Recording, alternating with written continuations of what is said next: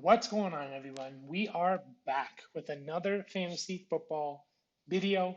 We are getting so close to the NFL season starting. We are just under a week away. Today is currently Wednesday, August 31st, so we are about a week away from the NFL season starting. And I'm sure many of you either have done your fantasy drafts or will be doing your fantasy drafts in the next week or so.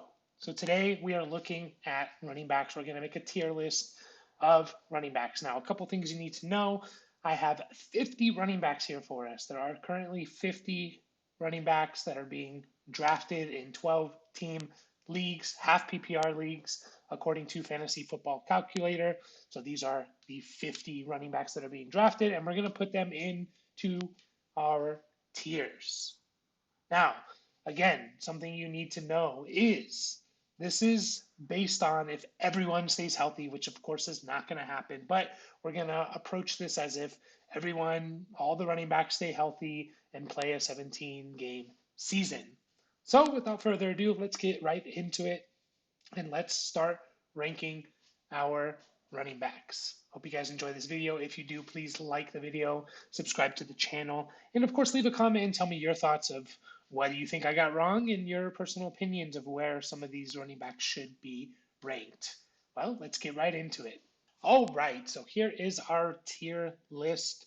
We have our 10 tiers. We have our 50 running backs that are currently going in fantasy football drafts in 12 team leagues. This is according, again, to Fantasy Football Calculator over the last couple of days, looking at a couple thousand different drafts. And there's 50 running backs that are currently, they have an ADP, they are being drafted.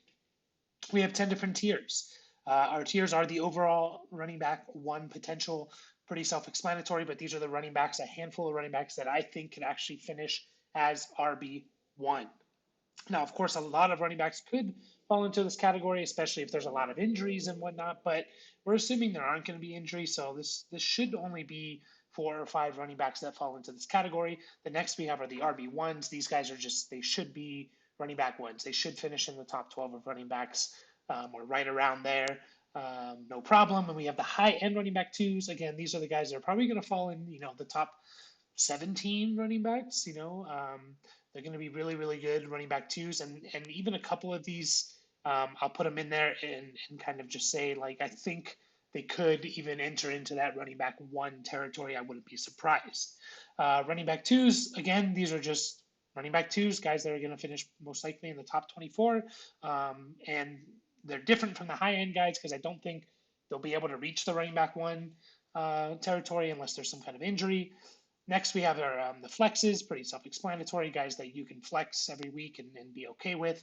We have next the startable handcuffs. These are the guys that have standalone value and they're handcuffs at the same time. So guys that you could maybe even start in your flex, but if there is an injury, their value skyrockets. Next, we have just the handcuff guys. These are guys that really aren't going to give you anything unless the starting running back gets hurt.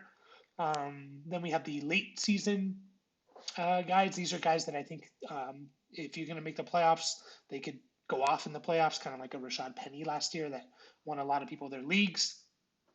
We have the sleeper list, guys going pretty late in the draft that I think could make it into your roster, a starting roster, into your flex or even RB2 territory. And then finally, we have the bench, just guys that I think are really just going to be bench pieces. And, maybe if there's an injury, they won't be studs like the handcuff guys, but they'll be maybe flex worthy. So without further ado, let's get right into it. And we're starting off with the Packers running backs. And we have Aaron Jones to start off with. And I would put Aaron Jones into the RB1 category. I think he's going to have a really good year, especially in any type of half PPR league for sure. I think Aaron Jones is going to be a running back one this year. I don't see how it's possible that he becomes a running back overall running back one, especially with AJ Dillon there, but definitely a running back one. And speaking of AJ Dillon, he is next on our list. And I'm going to put AJ Dillon in the RB2 category. I don't think he's a high end RB2 with Aaron Jones there. I don't think he can, be in that top 15 or maybe even crack the top 12. But I think he'll be a strong running back two for you this year. I think those running backs for the Packers are going to be half the offense potentially. Just how it's shaping up and the type of players that they have there. All right, so moving right along, the next person we have on our list is Tyler Algier. And I know some people are high on him. I think it's because he's a rookie and he's on Atlanta and there's not a whole lot of competition there. But I mean, even if he is the starting running back for Atlanta, like what does that really mean this year? Atlanta, I think, is going to be a terrible team. Don't think they're going to put up a lot of points. And even if he does become running back one, it's like, okay, maybe he'll scratch into the flex worthy, but it's kind of like the running backs for the Texans last year. It's like, yeah, there were some guys that were the running back ones, but what did that really mean? Didn't mean much. So I think he's a bench piece. If there is an injury or maybe he does take over and I'm wrong, then there you go. You have him on your bench. And moving right along, we get into Saquon Barkley. I really like Saquon Barkley here. I'm tempted to put him into the overall running back one potential. I think he has that kind of potential. I may move him up in this list. I'm going to definitely put him over Aaron Jones. I don't know if it lets me do that or not. It does. Put him over Aaron Jones. And I may move him into that running back one potential. We'll see how it kind of all shapes out here. But I really like Saquon this year. I know a lot of people are down on him, but last year he was coming off his major knee injury, and the history shows your first season after these knee injuries are just you don't have good seasons unless your name's like Adrian Peterson or something. But he's 2 years removed from this knee injury now, and last year he was kind of showing it in late September, early October, where he had 2 or 3 games where he was finishing in as a running back one. He's putting up big fantasy points, and then he had that freak ankle injury, and he was just never the same. So I really like Saquon this year, and you can kind of get him mid to late second round, it seems like. So definitely a guy I would be targeting in that area. Next, we have Brees Hall. Brees Hall is a tough one for me.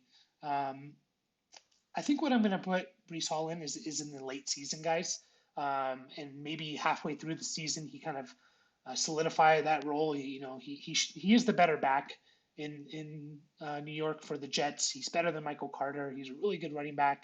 Next year he's going to reach this high end RB2 level, but this year I do think they're going to roll with Michael Carter and use him a lot, and especially in the passing game.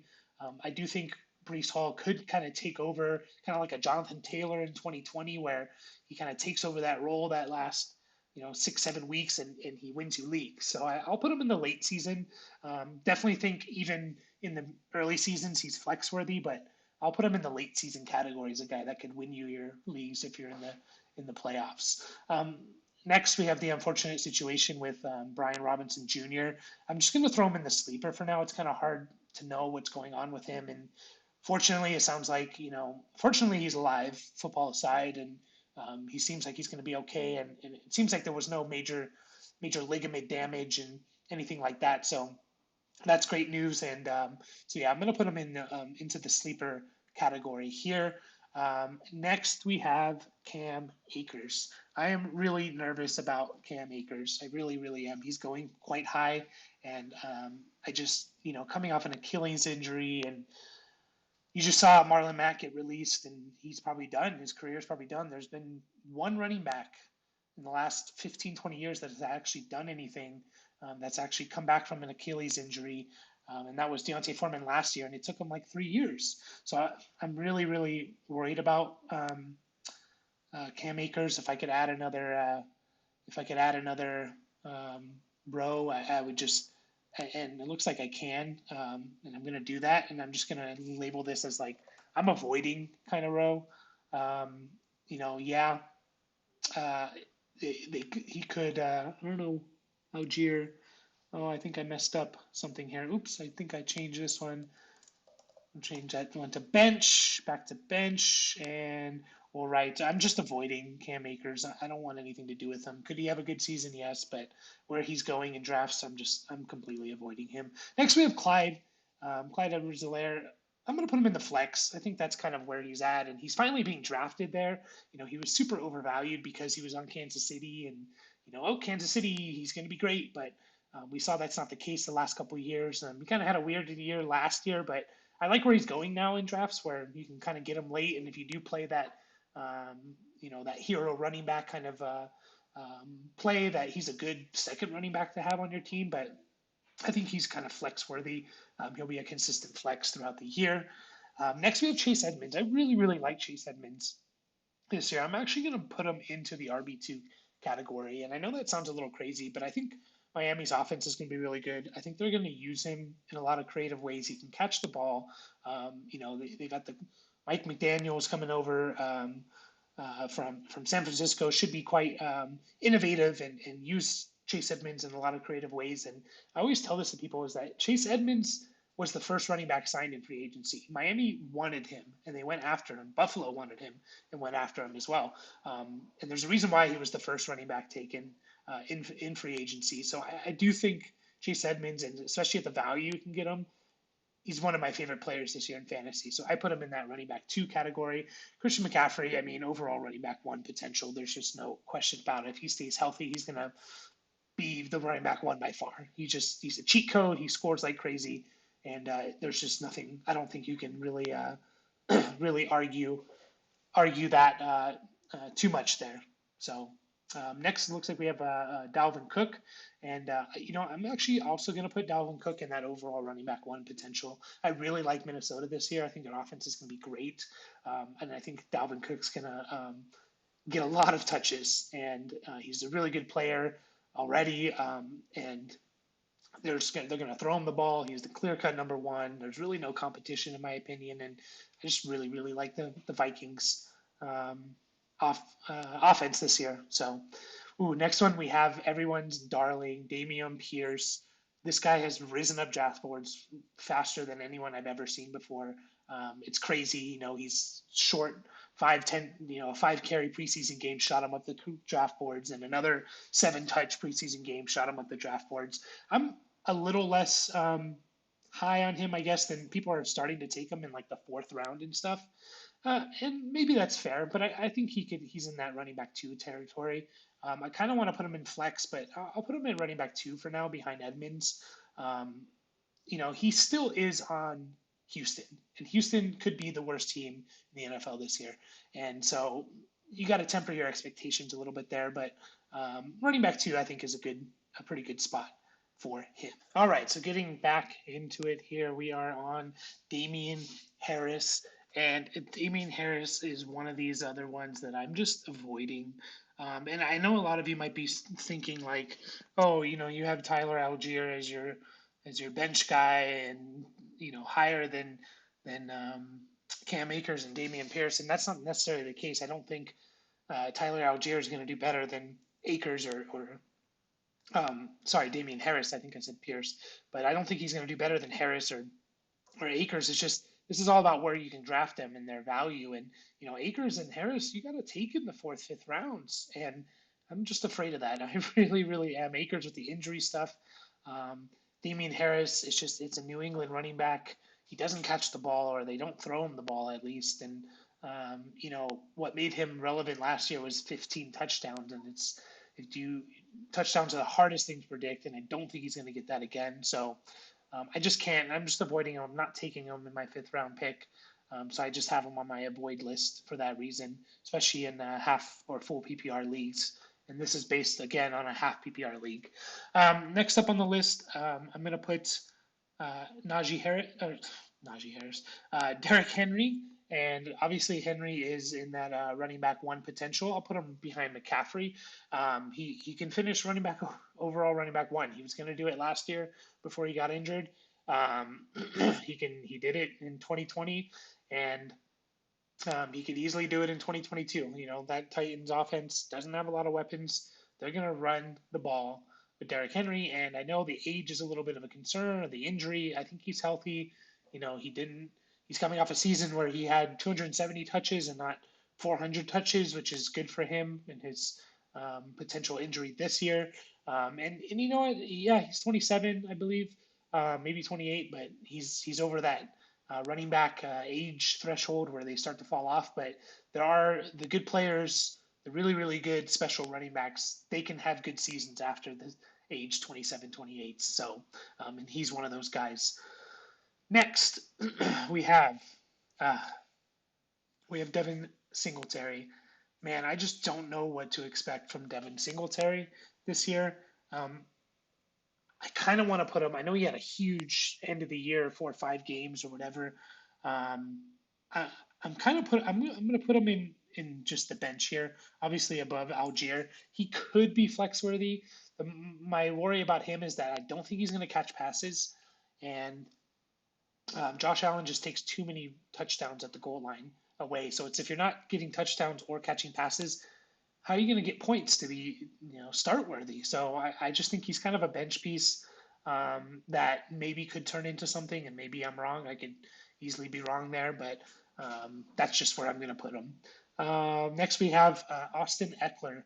Man, I'm tempted to put Austin Eckler in that running back overall one. I think it's if he is, he's definitely at the very end of it. I think it's going to be really hard for him to get there. Uh, he's just slightly below the three guys I currently have there. I think I'll put him in the solid RB1s. For now, maybe I'll move him into the overall running back one as this list kind of forms a little bit. But as of now, I think I'll put him there. I think that's a safe spot. I really like Eckler. He finished, I think, RB2 in half PPR leagues last year. So it's like, but there were injuries, right? Derrick Henry injured, Dalvin Cook injured, and CMC injured. That's probably one of the reasons why Eckler finished as RB2. If those guys were healthy for the whole year, I don't think he would have been RB2, maybe top four or something. So in PPR, now we're talking, but half PPR, I think it's good to have him near the top of the RB1s there. Next we have is Elijah Mitchell, another tough one. I don't want to put him in the avoid category. I'm a little worried that he basically hasn't played all offseason, all preseason. He hasn't been practicing or very limited at practice, didn't play in any games. I always tend to avoid guys like that. Um, I'll put him in the flex. I'm going to put him behind Clyde. I don't really know what to expect with what they're going to do in San Francisco. They always do the kind of the unexpected, and it's a running back every year under Kyle Shanahan. A different running back has been their leading rusher and leading fantasy guy. So yeah, it's tough, but I'm going to put him in the flex, not the avoid, just because I do think he's going to be ready for week one. And I do think whoever the running back is for 49ers is going to put up a solid season. So I'll put him in that flex area. That's kind of what he was last year. Next, we have Travis Etienne, another kind of wild card that you kind of have to take with a pretty high pick. And it's a little nerve wracking, I think, but I'm going to put him in a high end flex. Maybe probably near the top of the flex, maybe the number one flex on this list as we progress. He does catch passes, which is great. Again, on a bad offense, you got to remember that. Should improve, but don't expect them to be even in the top half of offenses this year. So, how many opportunities to score is he going to get? James Robinson, what's going on with him? Kind of, it's like, is he going to start the whole season? He also had the Achilles injury, and so it's tough. It's tough, but I'll put him in the high end flex. I think he's definitely going to be flex worthy. Could easily see him as a running back too. Wouldn't be shocked at all.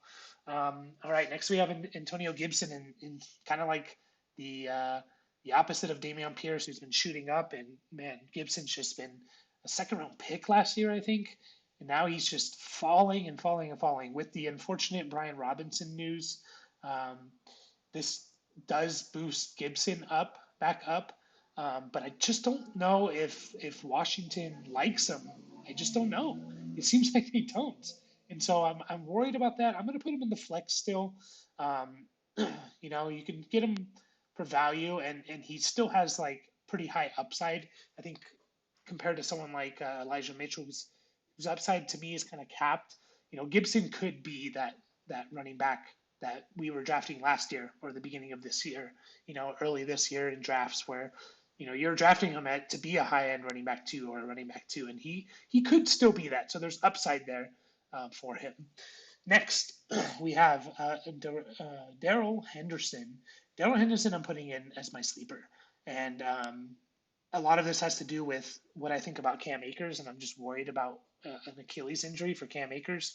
And a lot of people are just sleeping on Henderson. He was, I believe, their top fantasy running back last year. He catches passes. Yes, he's made of glass, but I think it's pretty clear that the Rams are planning that they want to run two running backs. So even if Akers is the lead guy, Henderson's still going to get a lot of play, and you can pick him up at the very, very end of your drafts, 13th, 14th rounds, maybe even with your last pick. You can pick up Henderson, and I think he's going to be potentially flex worthy. So I'm going to put him in that sleeper category, and then even more value if Akers is just not back from his Achilles or gets hurt or whatever. Next we have is Naheem Hines. Naheem Hines is going to go our first startable handcuff. He is a handcuff. They released Philip Lindsay. Um, so I think Hines, if Jonathan Taylor does unfortunately get hurt, hopefully he doesn't, but if he does, I think Hines is going to get a lot of touches. And that's not what he was, in his career so far. It was kind of like he's the pass catching guy. He'll always be the pass catching guy. I think he's a handcuff, and he's start worthy, especially in half PPR leagues. I know in 2020 he finished as like running back 20, I think, in a half PPR league. So he is flex worthy, and he also has that value of if Jonathan Taylor gets hurt. Next we have Kareem Hunt. I kind of want to put him in this startable handcuff, but he's not really a handcuff, so I'm not going to put him in this category because he's kind of like a 1B to Nick Chubb. So I'm going to put him in the flex category. I'm going to put him near the top. I'll put him above Clyde for now. Yeah, I'm going to put Clyde above him. I'll put him right there. Kareem Hunt should have another good year. He's efficient. He's a good running back. He's on an offense that should run the ball a lot. I'm a little worried about Cleveland's offense overall, and especially until basically the whole year with Jacoby Brissett as their quarterback. I just think they're not going to be an explosive, dynamic offense. So I don't think they're going to score a lot of points. So I'll put him in the flex. I don't think if everyone stays healthy, he's going to get much higher than that. And we have Jonathan Taylor, no brainer. He's running back one, overall running back one potential. I'll put him behind McCaffrey because I just think McCaffrey's on another level than all these guys. But, Jonathan Taylor was running back one last year, and he could easily be running back one this year. All right, so getting back into it, we are moving on to Jamal Williams for the Detroit Lions. I know they're talking about, that he's going to start, um, or he's not going to start, but he's going to get a lot of run and a lot of play. I kind of just see him as a handcuff at this point. If something does happen to Swift, I do think he's going to get touches. He's going to put up, maybe a big week or two where he's going to put up, RB2 type of numbers, but you're not going to be able to predict it. With the flex guys, I think it's a little more like you can predict it. You can predict that they're going to put up a good number. Obviously everyone busts, but each week you can kind of see the path to them putting up these points. And I just don't think Jamal Williams falls into that, but he's definitely rosterable, worthy of a roster spot. And yeah, I think he deserves to be on the roster as a handcuff. Next we have is James Conner. I'm going to put James Conner in the high end running back twos. I know last year he finished, I'm pretty sure, as an RB1 in a half PPR 12 team league. Had a really good run, especially when Chase Edmonds was hurt. And he basically got everything, and he was like a monster. I think he was like a top 5 running back for a good stretch last year. This year, if everyone stays healthy, I don't really see him making it into that running back one. Again, we'll see how this list forms out, but I don't really see him getting there. But would I be surprised if he did? No. But I do think they're going to not use him as much as they did last year. And so I kind of put him in that high end RB2. James Cook. James Cook is next. This is a tough one. If this is PPR, he's definitely going into the flex. I think at this point, though, in a half PPR league, he's kind of going also in this bench. I just don't know any of these Buffalo running backs. Like, are they going to be worthy of starting every week? Again, are you going to be able to predict and be confident every week, putting them in your flex, no question, knowing they're going to put up these points? I don't consider him a handcuff because I think if Singletary gets hurt, James Cook's role kind of stays the same, and Zach Moss comes in and takes over Devin Singletary's role.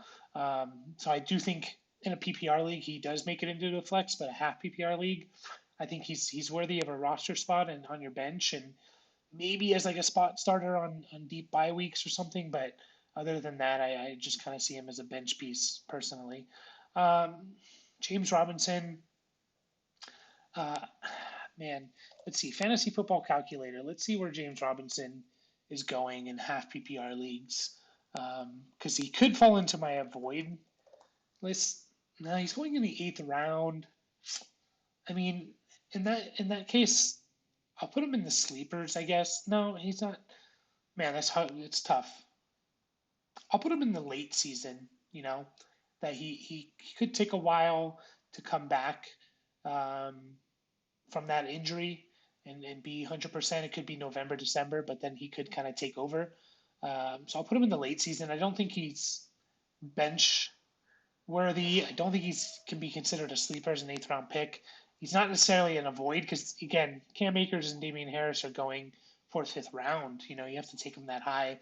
I don't really classify him as an avoid guy. He's not in that top 5, 6 rounds. So I'll put him as a late round, a late season guy that could maybe carry you to the playoffs or carry you in the playoffs.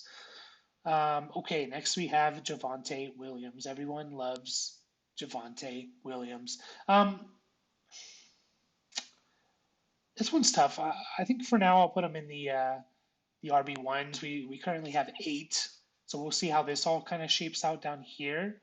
But we'll put him in the RB ones and see how it goes from there. I could drop him into the high end running back too. I know he's really really good, but Melvin Gordon's back, and Nathaniel Hackett has a history of his teams where he's the offensive coordinator of he runs 2 running backs, and I think they're going to pass a lot more with Russell Wilson and Sutton and Judy. Um, so I don't think they're going to rely on the run as much as they did last year. And Melvin Gordon's still there. Maybe he takes goal line stuff. Maybe he's the closer. So I am tempted to put him as like a high end RB2. We'll throw him in there for now above James Conner and see kind of again how things shape out a little bit.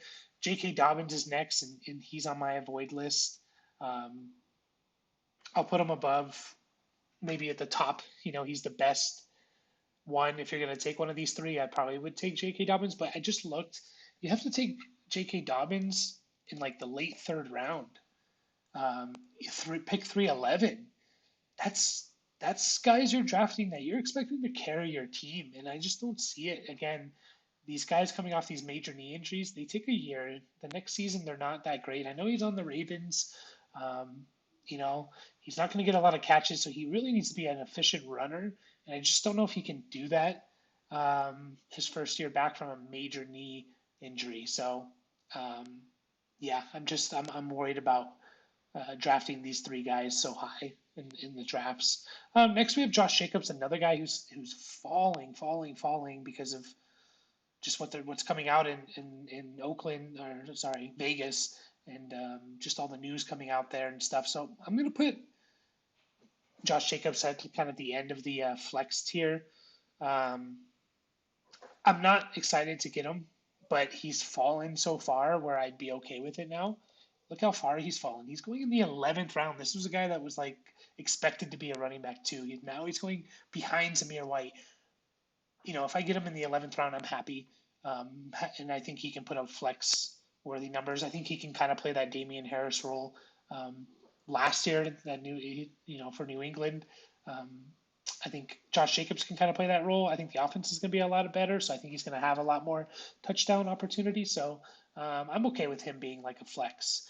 Alvin Kamara, I'm tempted to put him as running back overall 1, but I'm not going to. I'm going to put Kamara right here behind Eckler in front of Saquon. I really like Kamara. And if for some reason people are kind of shying away from him, again, if we look at okay, he's going in the first round, late first round, but he was the top 4 running back last year, and he's been like that the last several years. So um, I'm fine with him being my running back 1, especially if I'm picking, at the end of the first round or something. So I think he's a solid. If everyone stays healthy, he's going to be a running back 1. Next, we have Miles Sanders. Let me just double check where Miles Sanders is going. 5th round. I'm not super happy with that, but if he is somehow my 3rd running back, if I do a running back heavy um, in this league, I'll take Sanders as my flex. I'd be okay with that. I do think he has potential. He's He's a pretty efficient runner, which is nice. I think the Eagles' offense overall is going to be better. He just needs to score. He had 0 touchdowns last year, which is kind of an anomaly with how many touches he had. I know Hurts steals a lot there, but I like Sanders, and I think if he can stay healthy and maybe just get even like 5, 6 touchdowns, he's definitely going to be flex worthy, in my opinion. Okay, next we have is Kenneth Walker. Kenneth Walker, I'm going to put in the late season guys.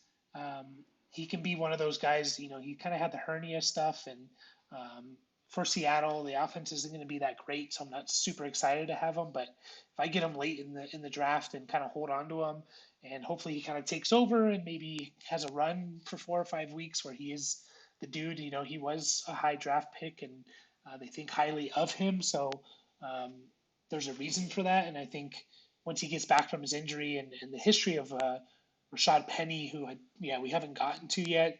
He always gets hurt, so Kenneth Walker could be the guy next year. All right, and then we have Leonard Fournette. I really like Leonard Fournette, and I'm surprised about where he goes. I'll put him right here. I think he probably has a better season than Aaron Jones. Um, I'll put him behind Saquon just because I think Saquon has a little more upside.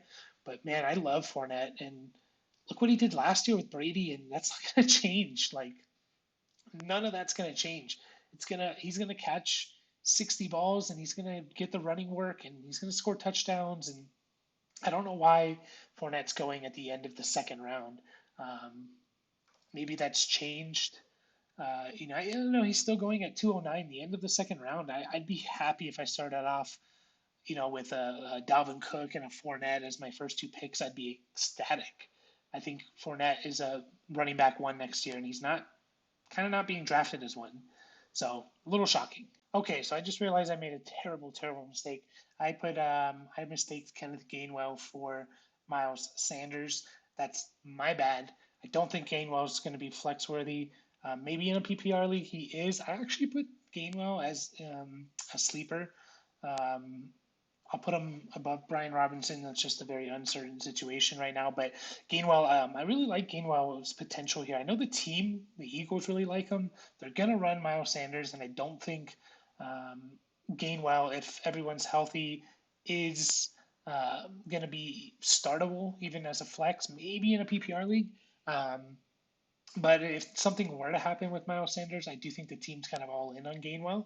So I think that's a pretty good uh, sleeper pick that you can pick up very late in drafts, maybe not even being drafted sometimes. Next, so we'll just, this is Miles Sanders. So I'll put him where I had him before. So next on our list, we have um, Alexander Madison, and the guy is the definition of handcuff. If you look up handcuff in a dictionary, you see Alexander Madison these last couple of years. Again, a handcuff is if the starter gets hurt, this guy's going to get 70% of the carries. He's going to take over as the workhorse running back, and Madison's proved that every year the last couple of years. Last year he had 2, 3 big weeks as probably an RB1, so he's the definition of a handcuff. Another guy I throw in the handcuff list. I, I know last year he was kind of like a 1B guy. I'm going to put him as a handcuff at this point. I think the team does give Javonte more carries, not enough to push Javonte into that RB1, but also not enough to make Melvin Gordon a guy that you can feel confident starting. Like last year, you felt okay starting him at your flex, especially in deeper leagues, 12-team leagues. You felt okay starting him at flex, like you kind of knew what you were going to get with him. I don't think it's going to be like that this year. If Javonte does get hurt, Gordon is going to be the guy. But at this point, I think he's kind of just a handcuff, and that's kind of how you should draft him. Next, we have Michael Carter. Michael Carter's a tough one to predict here. I'm tempted to put him as like a sleeper. He is going 10th round. He looked good last year, and he's a good running back. And man, this is tough. I guess I'm gonna put him as kind of a I'm gonna put him as a startable handcuff. I think he's gonna be startable, especially in the beginning of the year. I think he's gonna have value. Catch some passes. They'll give him some carries again, especially in the beginning of the year until Brees Hall kind of takes over. I kind of look at him as like Naheem Hines from 2020, where Naheem Hines put up a top 20 running back season in 2020, but when Jonathan Taylor took over, he took over. And there was, Nyheim Hines was definitely here's his role. So I think something like that could happen to Michael Carter, but I do think he's going to be a startable handcuff guy. And of course, if something happens to Brees Hall, he's a great start. Joe Mixon has to go into the RB1s. Where do I put him? It's tough. I think I put him behind all these guys just because I think there is a limit to him. If you want to put him over Aaron Jones or something, that's fine. There is a limit to what Mixon can do, I think, with that offense and those receivers. He's kind of capped a bit. I don't think he has as much upside as the guys, also as the Ecklers, the Camaras, the Barkleys, Fournettes, Joneses in this RB1 tier. So I'll put him at the end of the RB1 tier, but he's definitely going to be an RB1 this year if healthy. David Montgomery, I have a special place in my heart for Montgomery. He's helped me win my main fantasy league twice now because he's had a good playoff run. I don't see him breaking into that RB1 territory. I'm going to put him into the RB2, near the top of the RB2s. Just a solid guy. You kind of know what you're going to get with him. If the offense is better, which it hopefully is, and Fields is better and they protect, I can see David Montgomery going into this high end RB2, no problem. But as of now, I'm going to leave him as like kind of the top RB2 probably. And I think he's a solid play. He's a good running back. Where do you have to draft him? You can get him, um, beginning of the fourth round around Elijah Mitchell, ETN. And to me, I'd take him over these guys because I kind of know what I'm going to get with him. He can catch the ball. He can be a workhorse. So I like Montgomery. I do. Next we have is Raheem Mostert, who is being drafted. With them getting rid of Sony Michel, it definitely boosted Mostert up a bit. I still think he's kind of um, throw him on the bench kind of guy. I'll put him above Algier out of respect, I guess, but I don't think you're going to be able to put him in your starting lineup unless something happens to Chase Edmonds. I just don't. There's just Tyreek Hill, Jalen Waddle, Gesicki, Edmonds, all these guys. Like, you do the math a little bit, it's like, okay, what is Mostert going to get if everyone's healthy, kind of. Najee Harris is an RB1. I'll put him above Mixon. I'll put him above Jones. I'm going to put him right here. I know a lot of you might be shocked by that. Um, what made Najee Harris a top 5 running back last year was the amount of carries he had. He had the most touches in the NFL last year. I don't think that's going to happen again with Trubisky / Pickett as the quarterbacks. I do think he'll still do well, but those guys can move. They can run, unlike Ben Roethlisberger, who's a statue. And whenever the play broke down or his receivers weren't open, he would just dump it off to Najee. These guys, Trubisky and Pickett, they're going to run, and that's going to take away catches from Najee. So I'm a little lower than I think. He's probably going in that top, definitely going in the first round. Yeah, he's going at 108. This as the 6th running back. I have 1, 2, 3, 4, 5, 6, 7, 8 guys ahead of him. So I'm not too far off from him, but I think these guys have higher ceilings than Najee. Nick Chubb Nick Chubb. Where do I put Nick Chubb? What do we got here? We got 4, 5, 6, 7, 8, 9, 10, 11 with DeAndre Swift still to go. I'm going to put Nick Chubb in the high end running back 2s. I'll put him above Shavonte and James Conner. That's just kind of where he's finished his whole career. Is Nick Chubb's been right there.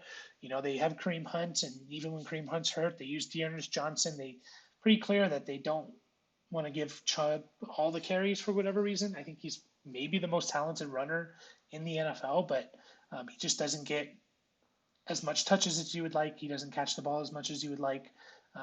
So I'm going to put him in the high end RB2. If he finishes as an RB1, I'm not shocked, but I think he belongs in that high end RB2.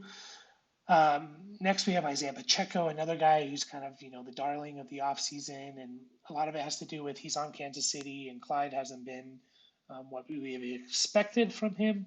So I still think he's kind of just a handcuff at this point. I don't really see him being relevant unless Clyde gets hurt. That's just I'll put him at the end of the handcuffs. I almost want to put him at the bench, but I'll put him in the handcuff because I do think if something does happen to Clyde, that you'll see Pacheco get a lot of carries. Um, could be wrong. Pacheco could take over for Clyde in the season. Who knows? That could happen, but I'll leave him at the near the end of the handcuffs as of now. Next we have Rashad Penny. I'm a San Diego State fan. I think Penny at this point is a flex, and you always have that injury worry with him. But we're kind of projecting this as he's not injured. I know he went off last year and won championships. I think that was a little bit of that was just a hot streak for him. I think this year he's going to be a flex, and if he stays healthy, I'll put him at the high end flex level near the ATNs. I don't know how good Seattle's offense is going to be. That's always a worry, and that affects running backs and their ability to get touchdowns. So I'll leave him behind ETN. He doesn't catch. I mean, Seattle just doesn't throw to the running backs. Was that a Russell Wilson thing? Is that a Pete Carroll offense Seattle thing? I don't know. Doesn't catch the ball a lot, so he gets docked a bit for that. So I'll leave him as like a high end flex. If he's an RB2, I wouldn't be shocked. Ramondre Stevenson. I like Ramondre Stevenson. Where can you get him? Ramondre Stevenson, 703. I consider him a startable handcuff. I think he's going to have, I think you can start him most weeks and be okay with it. And then if Damian Harris gets hurt, then he's a really, really strong play. And I think he might even be better than Damian Harris this year. Um, and he might be the 1A, and Damian Harris might be the 1B. I really like Ramondre. I think he's an explosive guy. He can catch the ball. So I like him as a kind of that startable handcuff level. We have DeAndre Swift here. DeAndre Swift is an RB1. I really like DeAndre Swift. I'm going to put him up this far. I'm really, really high on DeAndre Swift. I think he could have an Eckler-like season, a Kamara-like season where, he catches 70 passes and, rushes for 900, receives for 700, and gets, 10 plus touchdowns. And with 70 catches, I think he could have a huge season. Definitely think he's an RB1. And I think that ends our RB1 level. We have 1, 2, 3, 4, 5, 6, 7, 8, 9, 10, 11, 12. So yeah, in a 12-team league, that ends our RB1. I'm happy with how that went out. So we have 15, 19 currently in the RB2s. The math might not add up. RB2 is technically top 24, but we'll see. I mean, we got Zeke here. Definitely Zeke. I'm putting in the RB2s. I'll put him. I'll put him above Chase Edmonds. Still give him a little bit of respect. I think they're going to give him the ball a lot. He played well last year until he got hurt and kind of played through that injury. It didn't look right.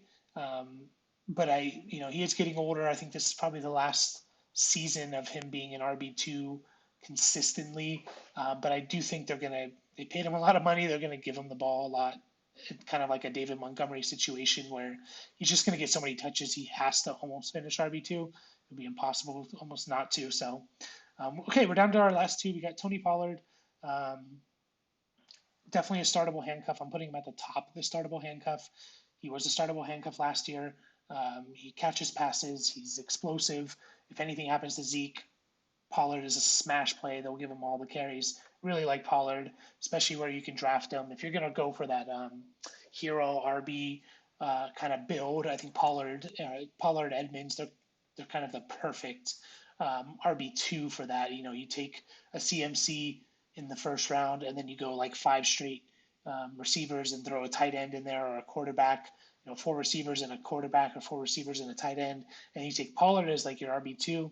I think that's the perfect build there. Zamir White is our last guy. I put him as a sleeper. I think the team really likes him, and they're not married to Josh Jacobs. They didn't draft him. A lot of negative stuff coming out from Oakland, Las Vegas about just the whole situation there. I think Zamir White is a sleeper, and you can draft him, and he could be the best running back in Vegas next year. So if we look at our board, we have our top 12. After that, we have another, so it's 15. We have top 20 as the RB2s. If I'm going to move a couple of these other guys into the RB2s, ETN can get in there, Penny can get in there, Kareem Hunt can get in there, Clyde can get in there. Maybe those are the four that can be in that round off that top 24 for RB2. But I like how it is now.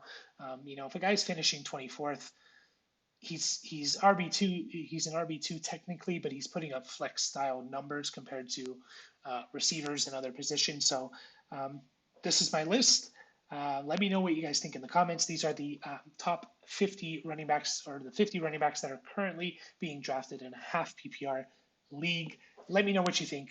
Leave a comment. Always like the video and subscribe to the channel, and I will catch you guys next time. Peace.